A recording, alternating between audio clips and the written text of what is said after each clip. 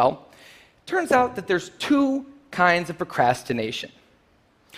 Everything I've talked about today, the examples I've given, they all have deadlines. And when there's deadlines, the effects of procrastination are contained to the short term because the panic monster gets involved. But there's a second kind of procrastination that happens in situations when there is no deadline.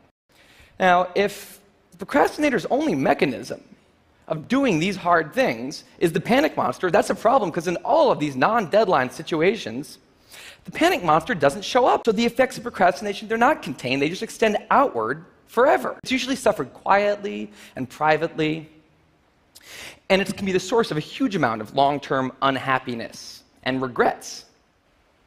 And I thought, that's why these people are emailing, and that's why they're in such a bad place. It's not that they're cramming for some project. It's that long-term procrastination has made them feel like a spectator at times in their own lives. The frustration was not that they couldn't achieve their dreams, it's that they weren't even able to start chasing them. So I read these emails and I had a little bit of an epiphany that I don't think non-procrastinators exist.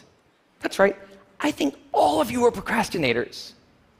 Now, you might not all be a mess, like some of us,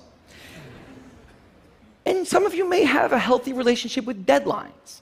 But remember, the monkey's sneakiest trick is when the deadlines aren't there.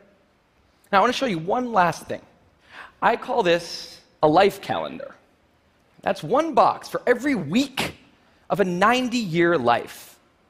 That's not that many boxes, especially since we've already used a bunch of those. So I think we need to all take a long, hard look at that calendar. And we need to think about what we're really procrastinating on, because everyone is procrastinating on something in life. We need to stay aware of the instant gratification monkey. That's a job for all of us. And because there's not that many boxes on there, it's a job that should probably start today. Well, maybe not today, but sometime soon.